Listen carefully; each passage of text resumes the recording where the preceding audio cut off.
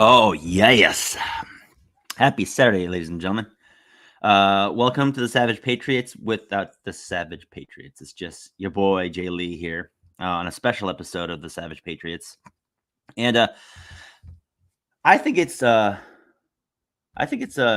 incumbent upon me because we need to do this, and it's going to take a whole. I'm going to try and be as prompt about this, but we need to go through Kamala Harris's policies. Now, if you were paying attention at all to how she rolls, you'll know that ever since Biden stepped away and Kamala Harris became the nominee without becoming the nominee because there was no emergency primary to vote her in from her delegates and her constituents who help her in terms of her party.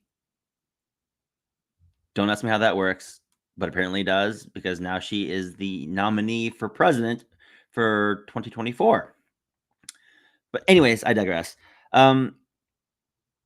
She didn't have a policies or any sort of policy or platform to begin with for the good chunk of time that we've been considering her as president until the day before her debate with Donald Trump, which was less than about a week ago or so.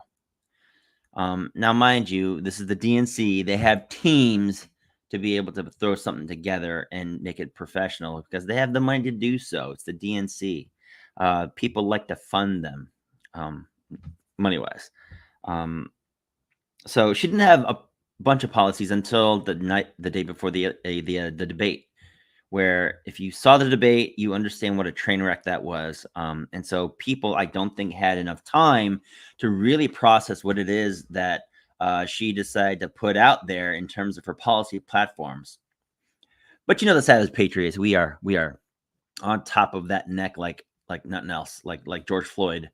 We're on top of that like Chauvin was on Floyd. So here we go. We're going to go point by point, review what it is that Kamala Harris is supposedly promising the American people if she gets elected. So if you know who she is, you know how we feel about her. You know that we know that the Democrats feel about her, and all that stuff. But where does she stand in terms of making sure that her presidency is going to be something that benefits the American people?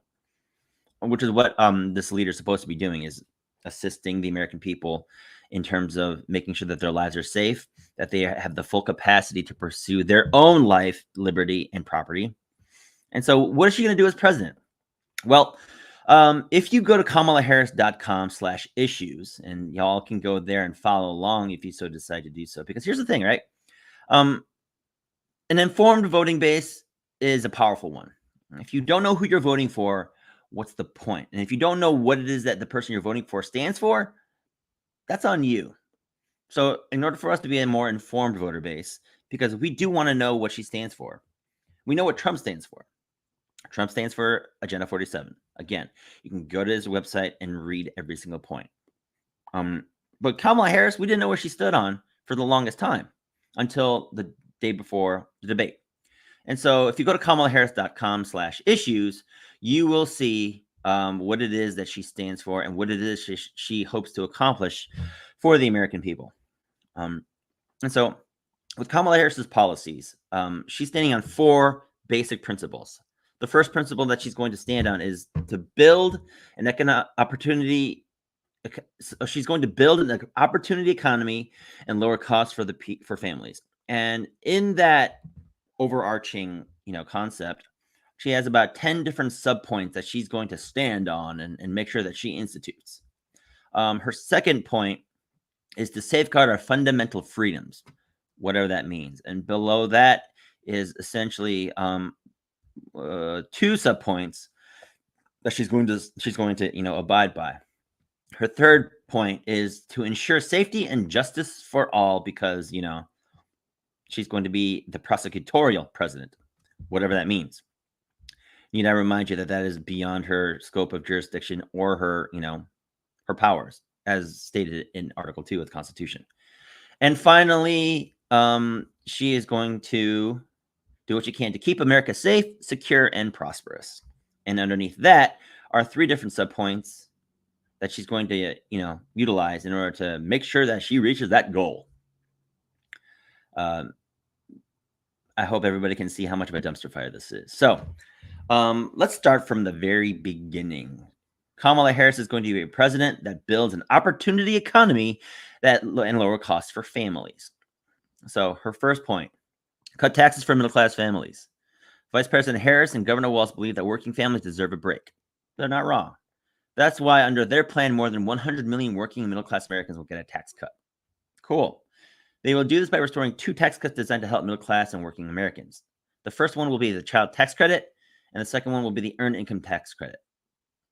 Through these 2 programs, millions of Americans will keep more of their hard-earned income. Pause. They will also expand the child tax credit to provide $6,000 tax cut to families with newborn children. Now, according to economists and other experts, this is worded very, it's a sleight of hand wording with this. It's not that they'll provide tax cuts to families with newborn children. It's that they will provide a $6,000 tax cut to families with the first newborn. And it's not going to pertain to any other kid, just that first newborn. And after that, you're on your own. Now, mind you, statistics have shown that it takes roughly $250,000 to raise a kid from birth up until the time they leave home, which is about 18. Well, if things are normal, by the time they hit 18, it's going to be costing you roughly $250,000 to raise a kid. What's a $6,000 one-time tax cut going to do? I'll let you think on that. Okay. Unlike Donald Trump, Harris and Walz are committed to ensuring no one earning less than $400,000 a year will pay more in taxes. They don't define that, so that's a problem. They believe that we need to chart a new way forward. That's questionable lingo. By both making our tax system fairer and prioritizing investment and innovation. They will ensure the wealthiest Americans and the largest corporations pay their fair share so we can take action to build up the middle class while reducing the deficit. This includes rolling back Trump's tax cuts for the wealthiest Americans, enacting a billionaire minimum tax cut, quadrupling the tax on stock buybacks, and other reforms to ensure the very wealthy are playing by the same rules as the middle class. Under her plan, the tax rate on long-term capital gains for those earning $1 million a year or more will be 28%, because when the government encourages investment, it leads to broad-based economic growth, creates jobs, and makes our economy stronger. So that is what she's going to do to help middle-class families by taxing the rich in order for them to pay more to alleviate the strain for middle-class Americans, who are literally the backbone of industry and commerce. She doesn't say how, though. Now, mind you, the theme that I think we need to be rolling in our heads is, how is she going to implement this? How is she going to push this forward? So every single time we go to these issues, I think that is what we who desire to be an informed voting base need to recognize. How is this going to happen? So, next point. Make rent more affordable and homeownership more attainable. VP Harris has always stood up for renters and homeowners. As AG of California, she took on the big banks to deliver $20 billion for middle-class families who face foreclosure and helped pass a homeowner bill of rights, one of the first of its kind for its nation. Yeah, I looked that up. I don't think she was associated with that. I think they mentioned her, but I don't think she authored that, because you don't author bills as an attorney general. Your role as an attorney general of a state is to initiate civil or criminal actions on behalf of the state when requested by your governor. You're also preparing and reviewing contract agreements regarding matters on behalf of the state. So for her to sit here with a whole chest and say that she helped pass a bill in California just goes to show you that she didn't fulfill her end of the bargain in terms of her duties, or she overstepped her bounds, because that's not what an attorney general does. So Harris knows that a home is more than a house. It represents financial security, opportunity to build intergenerational wealth. But for too many Americans, homeownership is far out of reach. So Harris has put forward a comprehensive plan to build, check this out, these are numbers, to build 3 million more rental units and homes that are affordable to end the national housing supply crisis in her first term. So here's what they're saying. What Harris intends to do is she plans to build 3 million more rental units and homes and make them affordable within her first 4 years. Because I guess she thinks that, what? She's going to have a second term? But I digress. She will cut red tape to make sure we build more housing faster and penalize firms that hoard available homes to drive up prices for local home buyers. Harris knows that rent is too high and will sign legislation to outlaw new forms of price fixing by corporate landlords. Again, keep that $3 million in mind, because we're going to need to do a little bit of mathing as we end this, as we finish up this last portion. As more new homes are built and affordable housing supply increases, Vice President Harris will provide first-time home buyers up to $25,000 to help with their down payments. Y'all tracking? So, you heard the number. On the high end, she's going to provide $25,000 to first-time home buyers. But within that, she's going to push to construct 3 million rental units and houses. So, what's 3 million times 25,000? Let's do the math, shall we? Okay. Alrighty. So, 25,000 times 3 million. 7.5 with 9 zeros. So that is 7.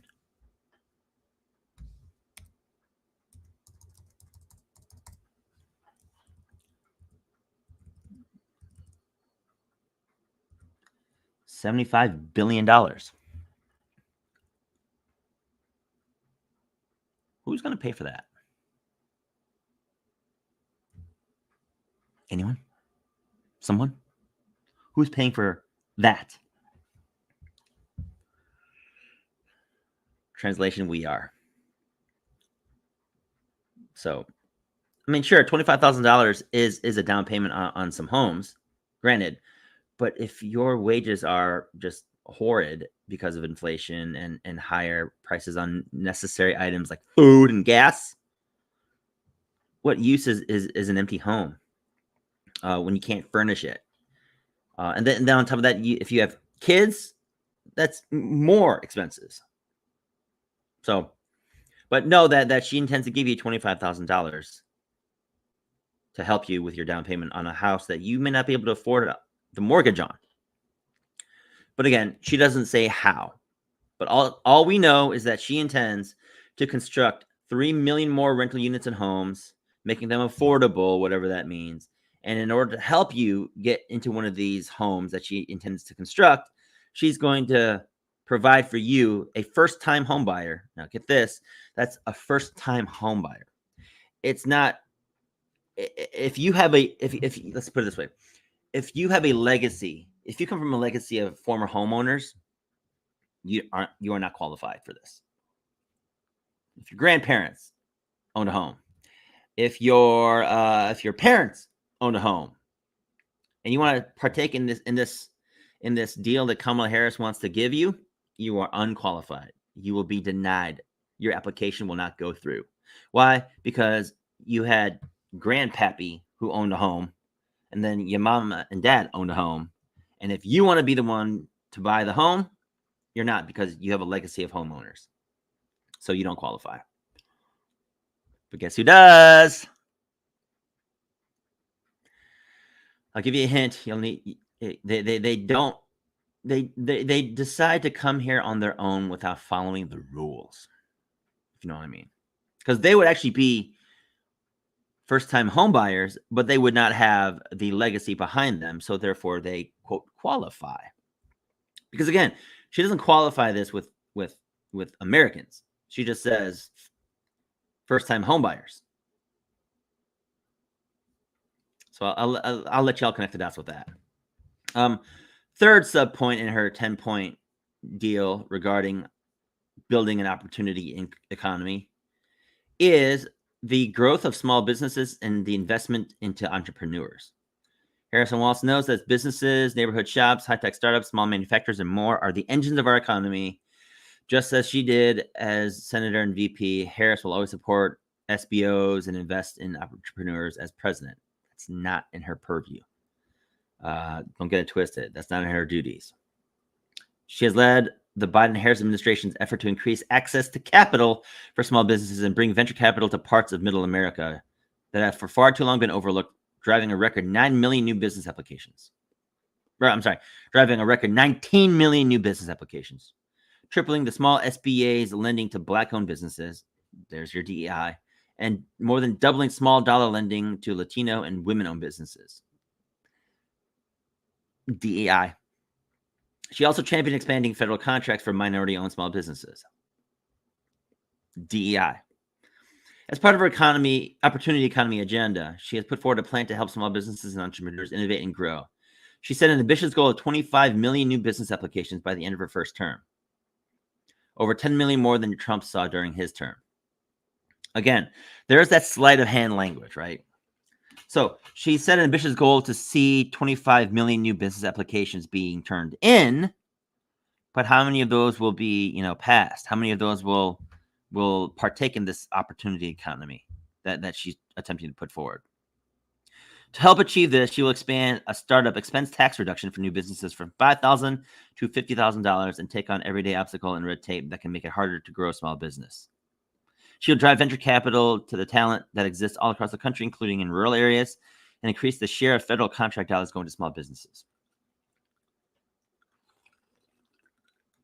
See, the problem with that is that if you're a business owner and you start up your own LLC or whatever it might be, you're already writing off anywhere from $5,000 to $50,000 anyways. So it's not helping you at all. And most small businesses, they tank within the first 5 years. So I mean, it's about playing your game smart. But for her to promise something that you're already getting deductions on is not something that will help you in any run whatsoever. So again, this is all smoke and mirrors.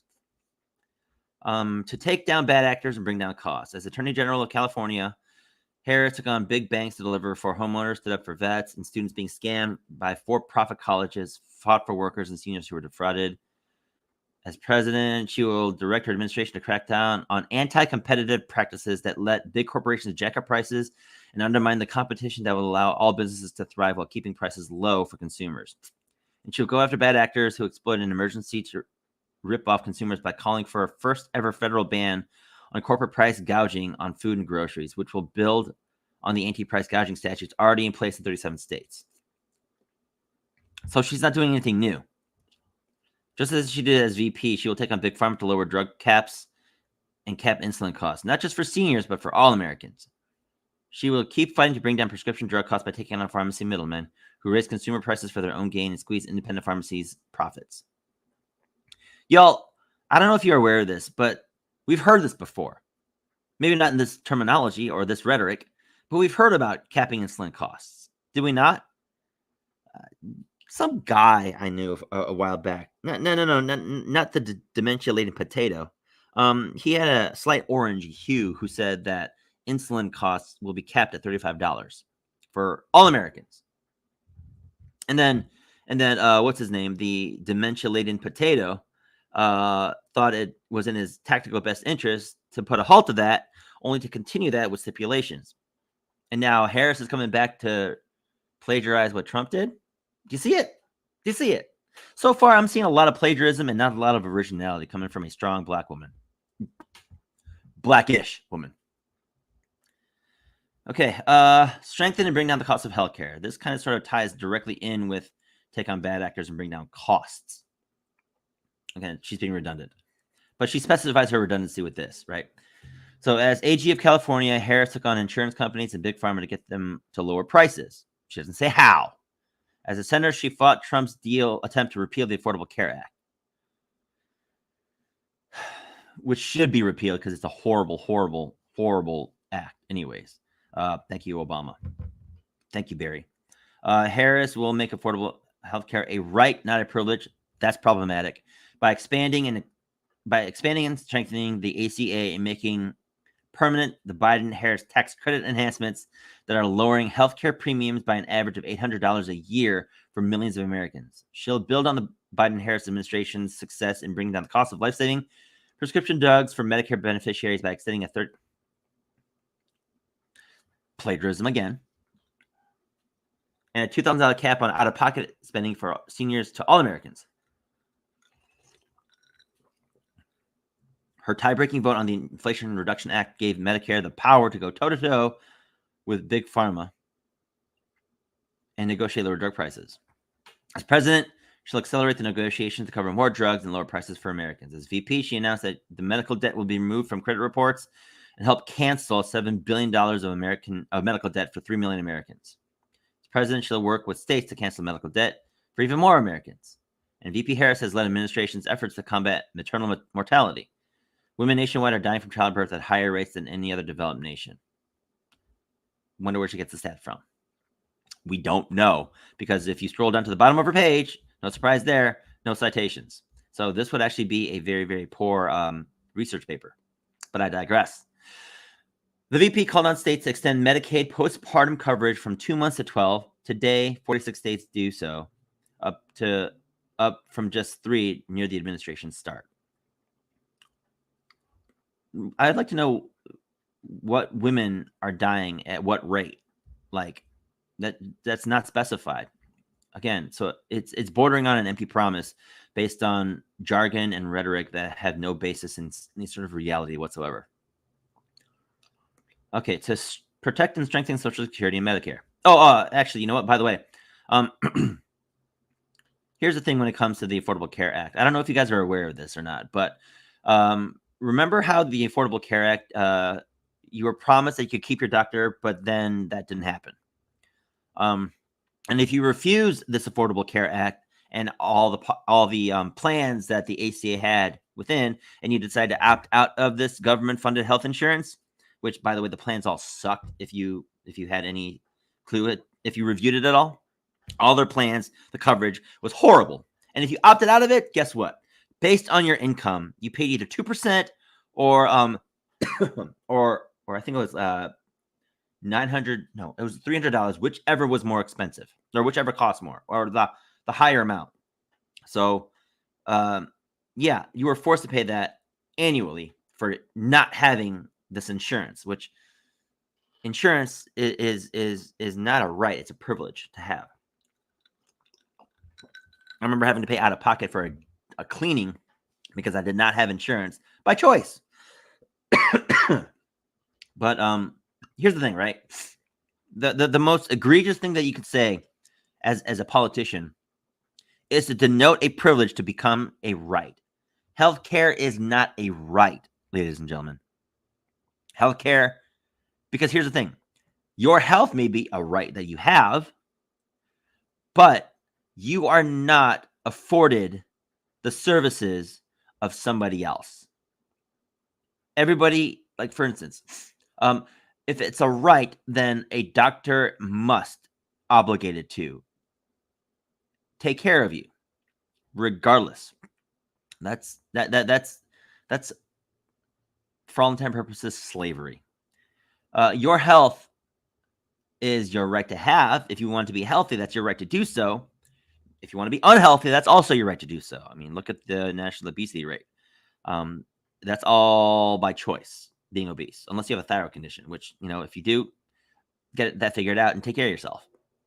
But see, health care, on the other hand, is a privilege. And so for somebody to say that in order for your health to be cared for, the proper people that care for your health must be obliged to take care of you because it's a right that you are owed. And that is not the case at all. My PCP has the right to deny me services. Sorry, especially if it's a private practicing PCP. And the same goes for you. So again, healthcare is not a right. You being healthy is your right to take care of, but a doctor doesn't owe you anything. So let's just be clear about that. The fact that people are making this rhetoric about, healthcare is a right, it's not a right.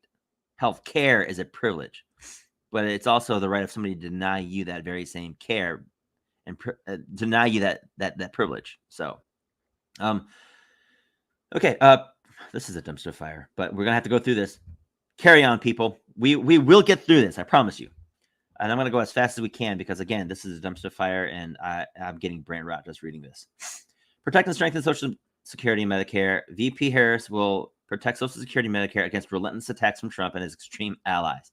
She will strengthen Social Security and Medicare for the long haul by making millionaires and billionaires pay their fair share in taxes.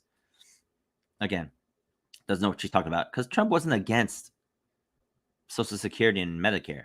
He never that wasn't in any of his platforms.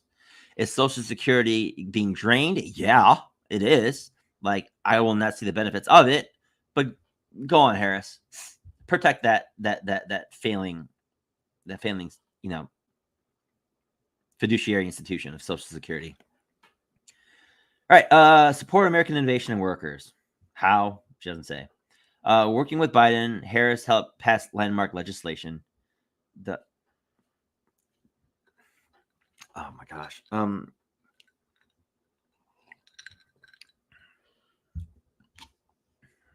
Look up the role of what a vice president does in the Constitution, please, ladies and gentlemen. Anyways, passed landmark legislation, the bipartisan infrastructure law, which doesn't make sense. Nothing was helped. No money was allocated from that bill. The Chips and Science Act, which CHIPS really didn't do a whole. The CHIPS Act really didn't do a whole lot. It just only gave 10,000 new jobs to native Taiwanese workers and none to Americans.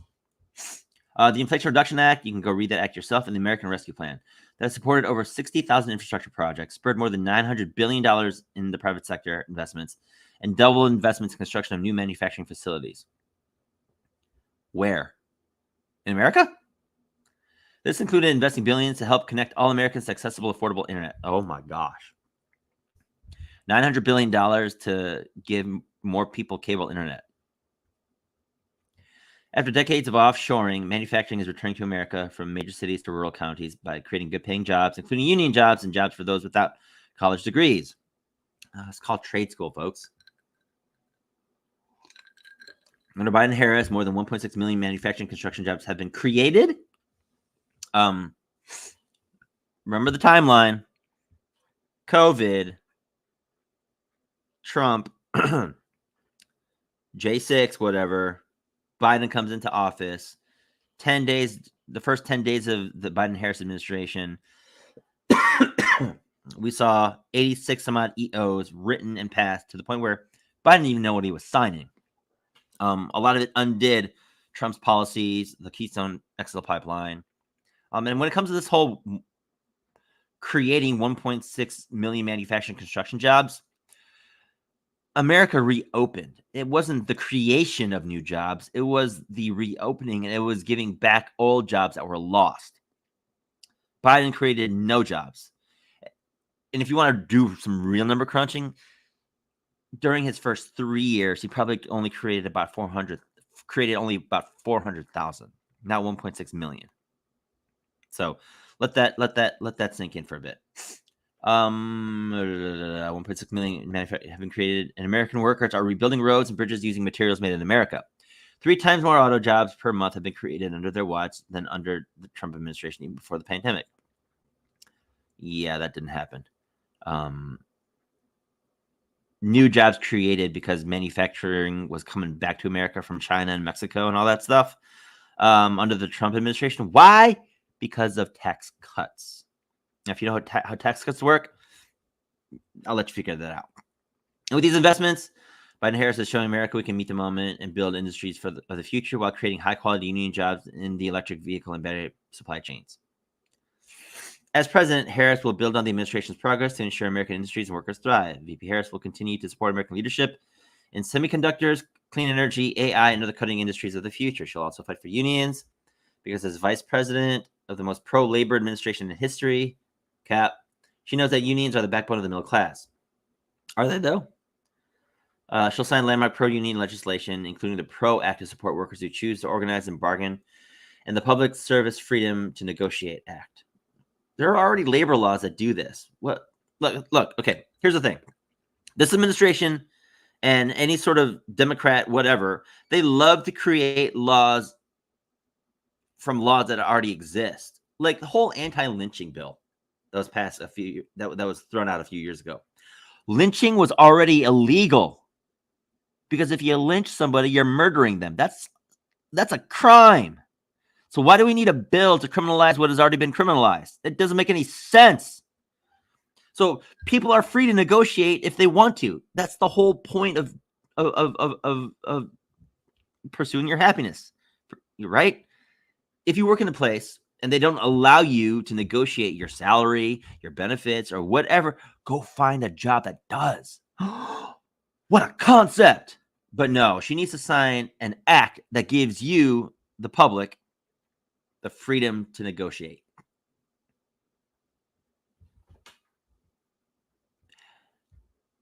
Am I on drugs?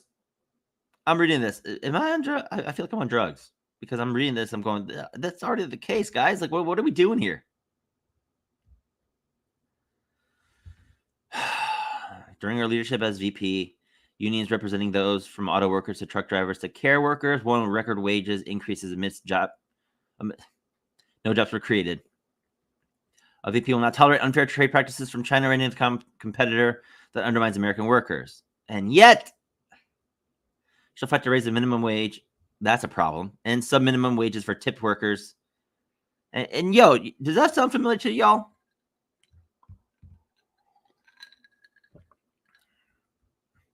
So if you're getting tipped, she's going to increase your hourly wage on top of you getting tips. I mean, what? And you remember how Trump said he's going to say no taxes on tips? And then he adds one more caveat that overtime will also not be taxed if he becomes president. Okay, next point. Provide a pathway to the middle class through affordable education. Oh, gosh. Harris will fight to ensure parents can afford high-quality childcare and preschool for their children. She's going to strengthen public education and training as a pathway to the middle class.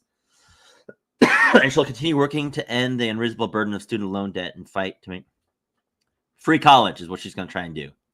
First, it's going to be free childcare and preschool for kids, free public education, and then work to dismiss student loan debt and make higher education more affordable so that college can be a ticket to the middle class. And yet we're seeing college students all over the place be the dumbest individuals this nation has ever had to offer. To date, VP Harris will help deliver the largest investment in public education in American history, provide nearly $170 billion in student debt relief for almost 5 million borrowers, and deliver record investment in HBCU, tribal colleges, Hispanic serving institutions, and other minority serving. More DEI. She helped more students afford college by increasing the maximum Pell Grant award by $900, the largest increase in more than a decade. And invested in community colleges. The president doesn't involve herself or themselves in the education standards. That's by the state. Do you see how she's overstepping her bounds with these policies, by the way? She implemented policies that led over 1 million registered apprentices to be hired. Apprentices get hired because they apprentice in their trade. Like what? Next point. This is getting exhausting. Invest in affordable child care and long-term care. VP Harris cast a deciding vote on the American Rescue Plan, which made historic investments in the care economy. As president, she will fight to lower care costs for American families, including by expanding high-quality home care services for seniors and people with disabilities and ensuring hardworking families can afford high-quality child care while ensuring that care workers are paid a living wage and treated with dignity. Jeez. Lower energy costs and tackle the climate crisis. Here we go. A version of the Green New Deal. So, as AG, Harris won tens of millions of settlements against big oil and held polluters accountable. As VP, she cast a tie-breaking vote that passed the Inflation Reduction Act, the largest investment in climate action in history. Question: what does climate change have to do with reducing inflation? Anyone know? Anyone? I don't. But I digress. This historic work is lowering energy household costs, creating hundreds of thousands of high-quality clean energy jobs, and building a thriving clean energy economy. Fun fact, did you know that America is quite literally one of the greenest countries in the world? We've worked so hard ever since we've been able to, since the 70s, calculate and document pollution standards and whatnot. America's the cleanest. Want to know who doesn't care about green energy? China and India. Let that sink in. While ensuring America's energy security and independence with record energy production. As president, she will unite Americans to tackle the climate crisis that she builds on this historic work, advances environmental justice, protect public lands and public health, increases resilience to climate disaster. Climate, like what? Hurricanes, earthquakes? What are these climate disasters? Like what? Deep freezes? What is this? Lowers household energy costs, creates millions of new jobs, and continue to hold polluters accountable to secure clean air and water for all. As VP said in the International Climate Conference, COP28, she knows that meeting this global challenge will require global cooperation. She's committed to continuing and building upon the U.S.'s international climate leadership. She and Walsh will always fight for the freedom to breathe clean air, drink clean water, and live free from the pollution that fuels the climate crisis. Everybody take a breather. Just breathe. Because that was a dumpster fire. And that's just her first point in her 4-point policy. Oh, and by the way, under every single point, she also deceptively, with the utmost fundamentally flawed and reeks of falsehoodness that she can muster, she decides to include Trump's Project 2025 agenda as all of the stuff that she's doing is the counterpoint to what Trump is doing in his 2025 agenda, which we don't even need to read because we all know that Donald J. Trump has absolutely nothing to do with Project 2025. It's not even his agenda. He's not associated with it. The only caveat that they can offer is because people that were within his administration worked with him on it, and then they worked with him, and then all of a sudden, after he fired them, they all began working with the Heritage Foundation to create this Project 2025 thing, a 921-page document that Trump said he didn't even read. But why is Harris including a project that has nothing to do with Trump in with her policies? Because she wants to villainize and demonize Trump, like the Democrats that they are. But again, I digress. So second point, second part of her platform. Thank you.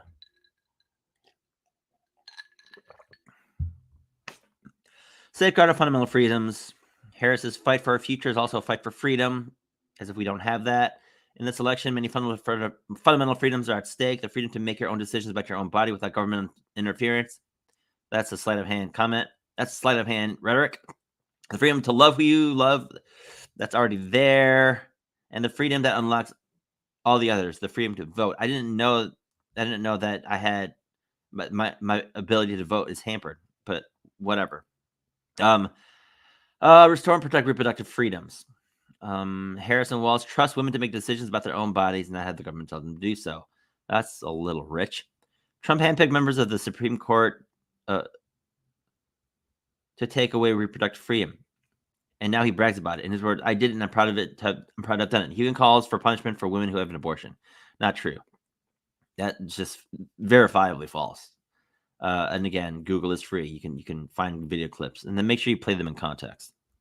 Since Roe v. Wade was overturned, Harris has driven the administration's strategy to defend reproductive freedom and safeguard the privacy of patients and providers. As governor, Walz led Minnesota to become the first state to pass laws protecting women's right to choose following the overturning of Roe v. Wade.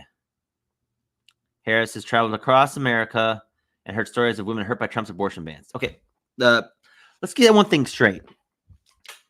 The Supreme Court overturned Roe v. Wade because Roe v. Wade was a federalized abortion thing that you and I are paying into, by the way.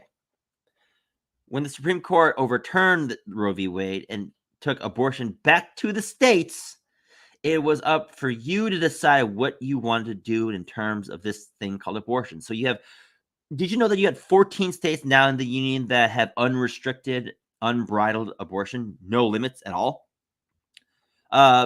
Places like Michigan, where you can have an abortion at 40 weeks, just 40 months or 40 weeks, right before the baby crowns, you can just say, I'm done, I don't want it. And Michigan will do it for you.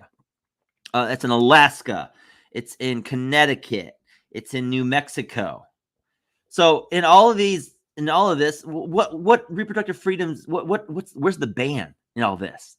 There is no ban in all this. Some states, they say if you abort after 6 weeks, that's a penalty. Other states afford you 24 weeks. But either way, these are all states' issues. And for Harrison Walz to sit there and say that it's a Trump abortion ban, it's not a ban. It's just SCOTUS looking at how Roe v. Wade was enacted, that the SCOTUS back then made a mistake in federalizing abortion to be a federal thing and not a state issue thing. Because here's the thing. Somebody in California shouldn't be paying for the abortion of somebody in Kansas and vice versa. But with Roe v. Wade, that was happening, right? So now that everything is kicked back to the states, it means that women are even more empowered to then vote with their uterus for all we care. Who cares, right? But it's inclined to the states. And that is how it has always been and should always have been. But for Harris to then utilize the government to get you and I, who don't necessarily want to pay for this thing on a federal level, or don't want our tax dollars to go into this thing on a federal level, they're going to force it. So, yeah, let's make sure that we're getting our rhetoric right. It's not an abortion ban. Trump just instituted a couple of pro-life Supreme Court justices for the most part, and they said Roe v. Wade was a bad federal decision, and this has to go back up to the states, which is what happened. And if you don't like your state, then you can move because you have that right to do so. How you get there is none of my business, nor is it any of my concern. Stories of couples just trying to grow their family cut off in the middle of IVF treatments. IVF has always been available to people who want it. It's a service. It's not a right. Stories of women miscarrying. Look, a miscarriage is an immediate medical. It's a medical issue. If you miscarry, you got to get that baby out of there because, yes, you will develop sepsis. And that's fatal. Understandable. But you will always be treated. Why? Because you miscarried. As president, she will never allow a national abortion ban to become law because it's not a national thing. It's a state thing. And what is this whole deal about reproductive freedom and reproductive rights? If you are going to delete your baby, you're not reproducing. Oh, words matter, folks. Protect civil rights and freedoms. Harris and Walz believe fundamental freedoms are at stake in this election. They will fight to ensure Americans have the opportunity to participate in our democracy by passing the John Lewis Voting Rights and Freedom to Vote Act. Laws that enshrine voting rights protections, expand vote by mail. That's a problem. Early voting, we already do, and more. Her admin will continue to protect Americans from discrimination. 13th and 14th and 15th Amendment prohibits that. In fact, let's look at this whole discrimination thing. The Constitution of the United States, right, says this in terms of the 13th Amendment. Neither slavery nor involuntary servitude except as punishment for no. All persons, this is the 14th Amendment, actually. All persons born or naturalized in the United States and subject to the jurisdiction thereof are citizens of the U.S. and of the state wherein they reside. No state shall make or enforce any law which shall abridge the privileges or immunities of citizens of the United States, nor shall any state deprive any person of life, liberty or property without due process of law, nor deny to any person within its jurisdiction the equal protection of law.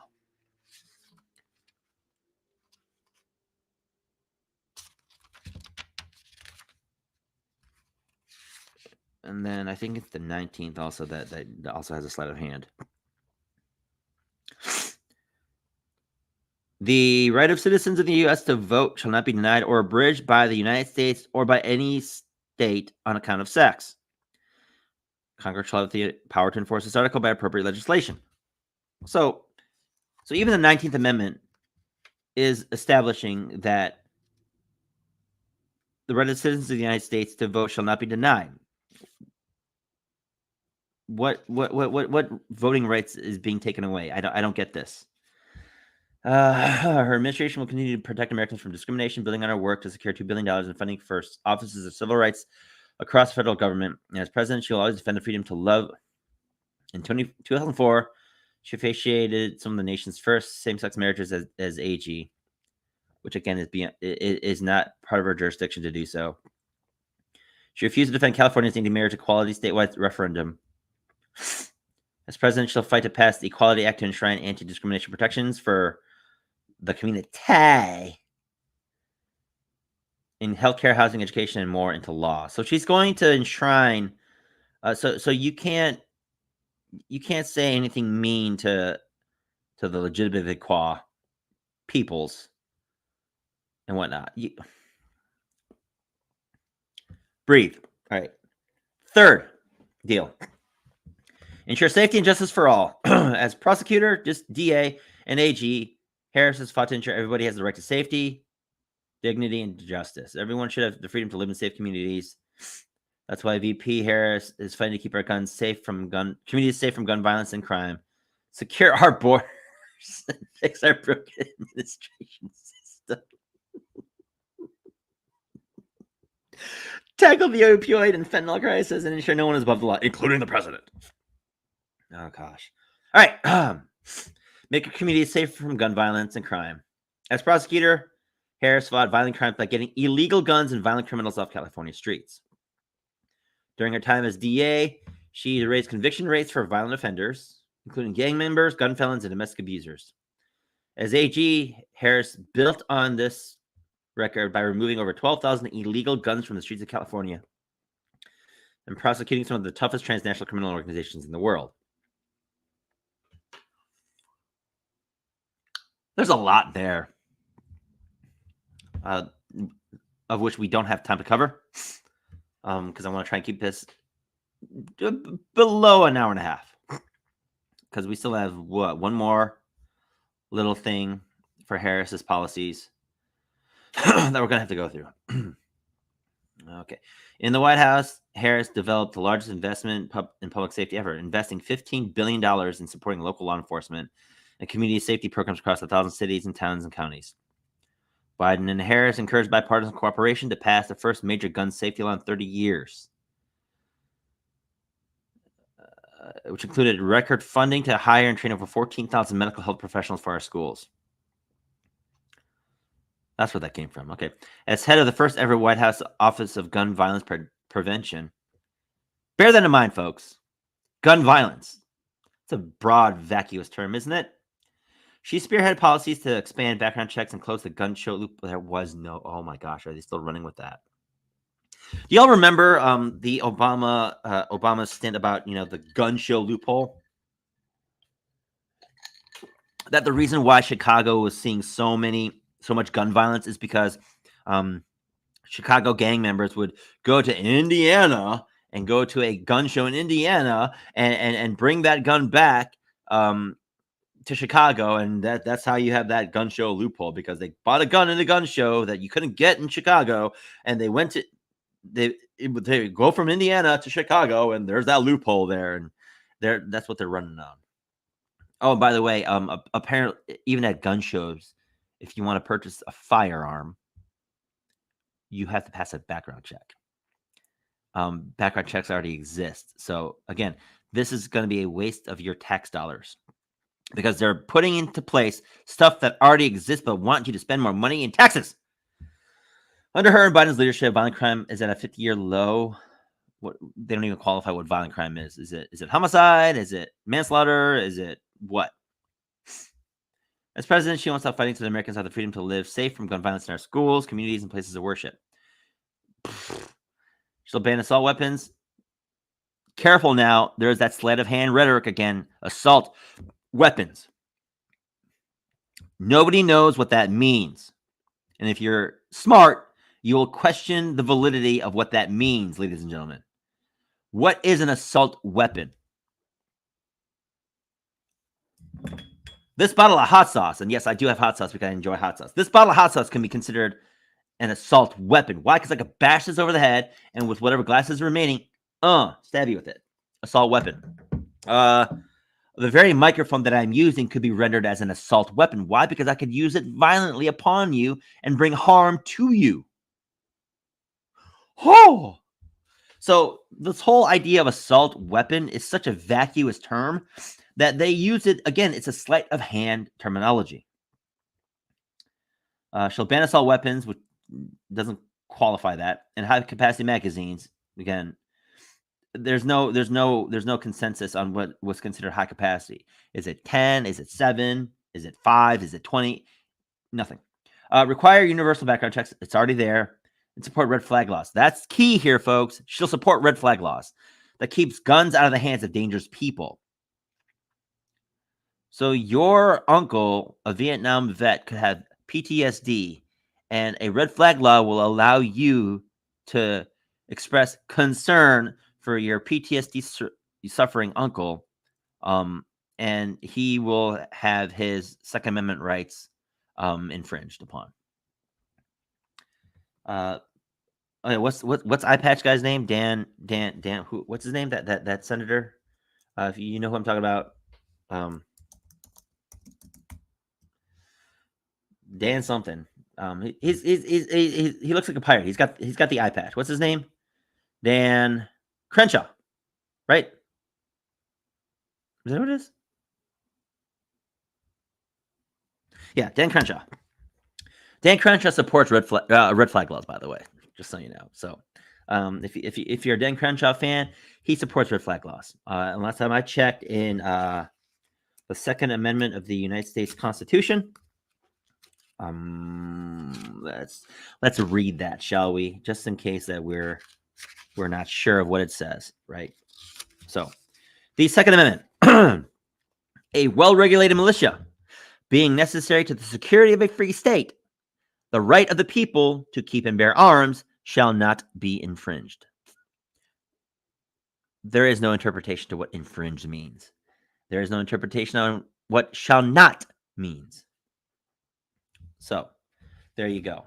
A red flag law is an infringement of you, the right of you as a law-abiding citizen to keep and bear arms. We're clear on that one, right? Cool.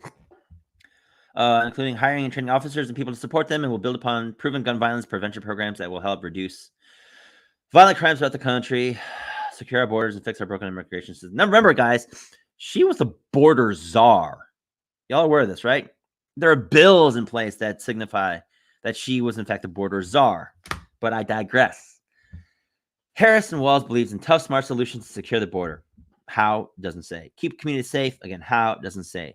And reform our broken immigration system. How? Doesn't say. As AG of California, Harris went after international drug gangs, human traffickers.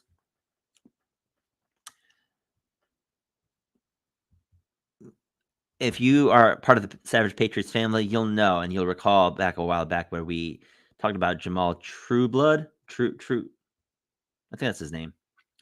Where he proved, and he let us all know, that Harris was in fact trying to traffic his kid. Take it for what it is. And cartels that smuggle guns, drugs, and human beings across the U.S.-Mexico border. As VP, she supported the bipartisan border security bill, which, by the way, let's be clear. When they talk about the border security bill, they're talking about a bill filled with pork. A bill where 90% of that money that was afforded in that bill went to the Ukraine and Israel. And roughly 70% of whatever was, and it wasn't even 70, it was more like roughly 30 to 40% of whatever was left for the border was allocated properly to actually do something about it in terms of detection technology, guards, and whatnot. So let's not get it twisted here. When we're talking about that border bill, it was a bill for Ukraine and supporting Ukraine's borders than anything else. So no, it was not the strongest reform in decades, but that's what she said it does. The legislation would have deployed more detection technology to intercept fentanyl and other drugs and added 1,500 border security agents to protect our border. After Trump killed the border deal for his political gain, didn't happen. But, monkeys will believe the media. She and Biden took action on their own, and now the border crossings are at the lowest level in 4 years. Ladies and gentlemen, do you realize in the last 3 years of Biden's term, we saw over 10 million immigrants, illegals, rushing the border?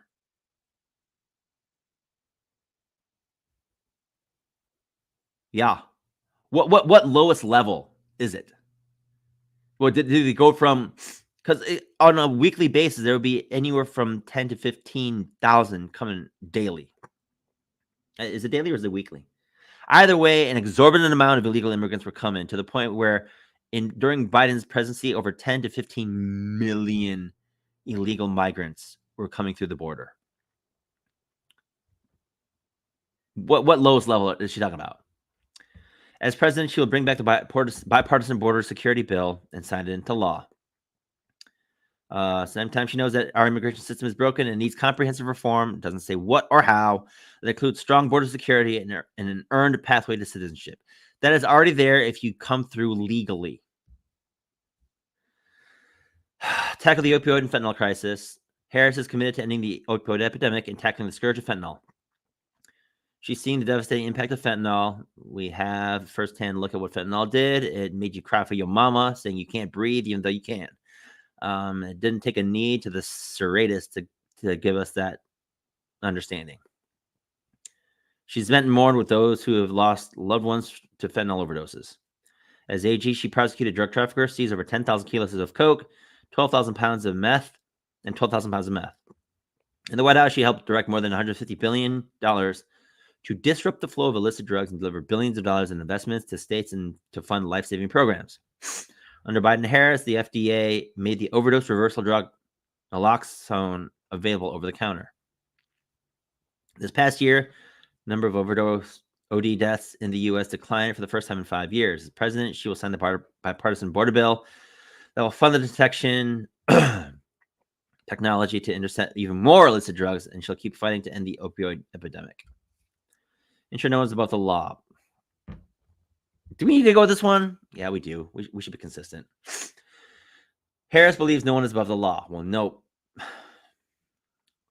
She'll fight to ensure that no former president has immunity for crimes committed while in the White House. Y'all.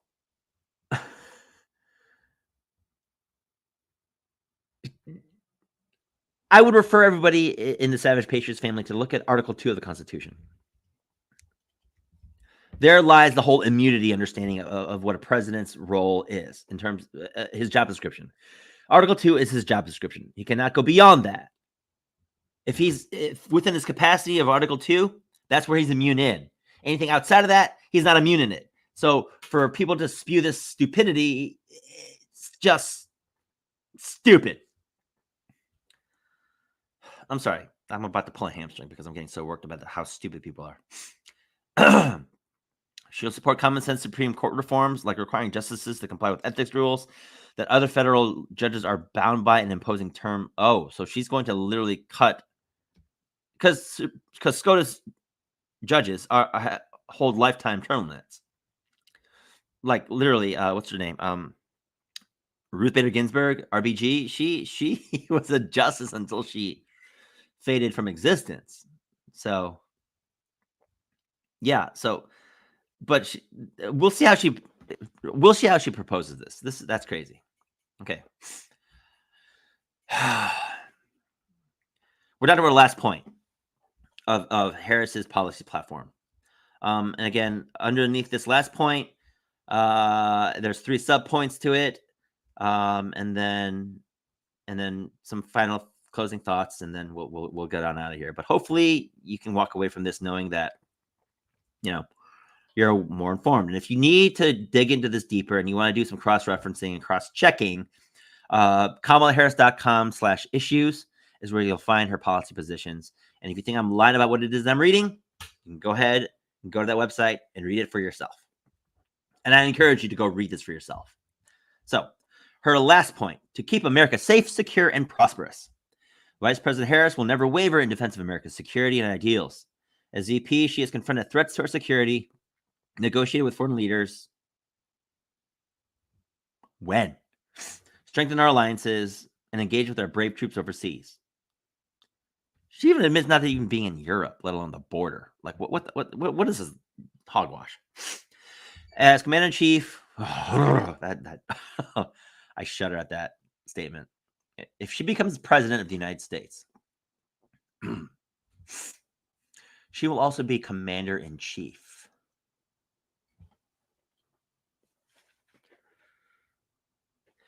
If Kamala Harris becomes president of the United States, Kamala Harris will become the commander-in-chief, the presiding officiant over our entire military.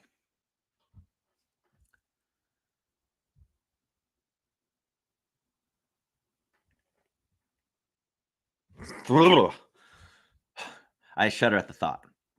As Commander-in-Chief, she will ensure the U.S. military remains the strongest, most lethal fighting force in the world. That we unleash the power of the American innovation and win the competition for the 21st century. That we strengthen, not abdicate our global leadership. Ooh, quite literally becoming the world's super police is what she's saying. And VP Harris will fulfill our sacred obligation to care for our troops and their families, and will honor the service and sacrifice. Stand with our allies, stand up to dictators, and lead on the world stage. VP Harris is ready to be commander-in-chief on day one. She has helped restore American leadership on the world stage. How? Strengthen our national security through her travels to 21 countries. When? In meetings with more than 150 world leaders. When? Defend American values and democracy. We're not a democracy. And advance America's interest. Doubt it. VP Harris has been a tireless and effective diplomat on the world stage. She's met with Xi Jinping from China, making it clear she'll always stand up to American interests in the face of China's threats, and traveled to the Indo-Pacific 4 times to advance our economic and security partnerships. When? She visited the Korean DMZ to affirm our unwavering commitment to South Korea in the face of North Korean threats. When? I'd like to know. If somebody can provide for me video clips on when that happened, I'd like to know, and I'd like to know what she said. 5 days before Russia attacked Ukraine, she met with Zelensky to warn him about Russia's plan to invade and help mobilize a global response of more than 50 countries to help Ukraine defend itself against Putin's brutal aggression. And she has worked with our allies to ensure NATO is stronger than ever. One of the most useless global organizations around. The North Atlantic Treaty Organization. Ugh. That, by the way, we're paying over 21% of our GDP into NATO. The UK, Germany, France, they're only paying about 2%. So they're not paying a lot. Let's put it that way. Harris will never hesitate to take whatever action is necessary to protect U.S. forces' interests from Iran and Iran-backed terrorist groups. Harris will always stand up for Israel's right to defend itself. Ooh, she just lost Gaza. She lost the pro-Pallies with this statement. She will always ensure Israel has the ability to defend itself. She and Biden are working to end the war in Gaza and such that Israel is secure. Did you know that during Trump's presidency, there was no Gaza-Israel conflict? I mean, to the point at which Trump was able to secure the U.S. embassy be housed in Jerusalem, capital city of Israel, with no pushback from the Palestinians. Let that sink in. The hostages are released and the suffering in Gaza ends, and the Pali people can realize their right to dignity, security, freedom, and self-determination. By the way, they voted in Hamas, just so you know. She and Biden are working around the clock to get the hostage deal and a ceasefire deal done. She could have already done that. She's still the VP.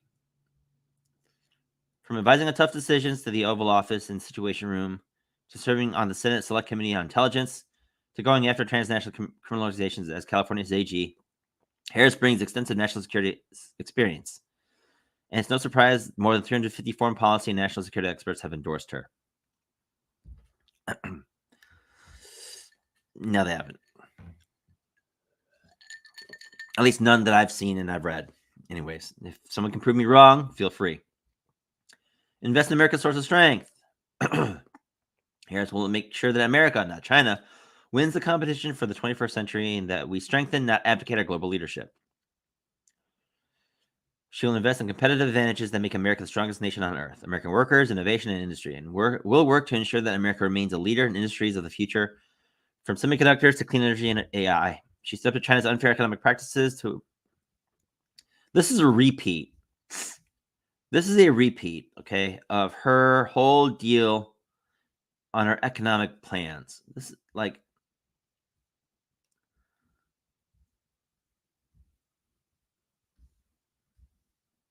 under the point of support American innovation and workers, she's repeating herself down here with regards to what is it? With regards to investing in American workers, innovation, and industry. And that America becomes a leader in the industries of the future of semiconductors, clean energy, and AI.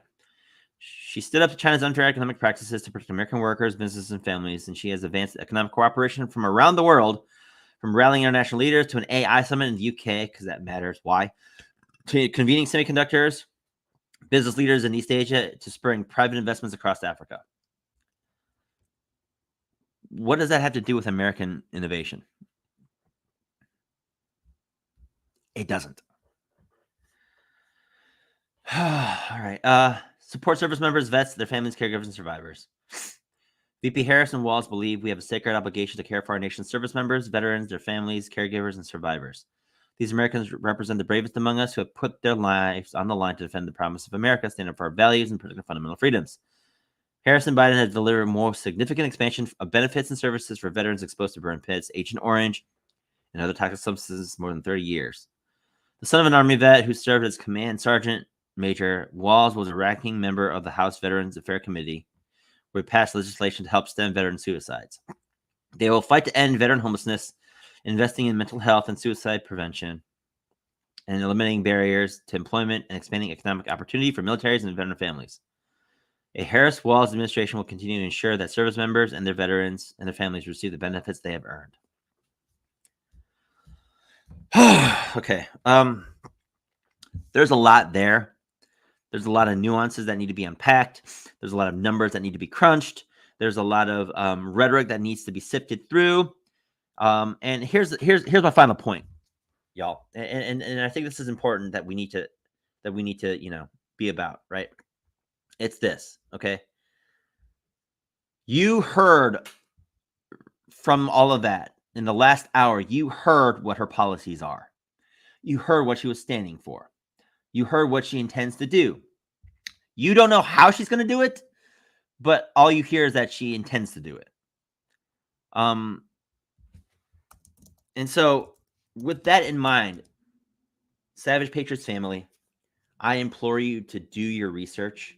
I implore you to take everything that this chick has with a grain of salt and to do the work yourself. Figure it out. Why? Because an informed voter is a powerful one. So inform yourselves. Those are her policies. Thank you for joining me. And we'll be back Monday. I don't know if we have a topic or not, but when we do, you'll see it.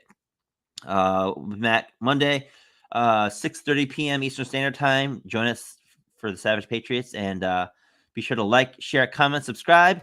And we will see y'all Monday. Peace.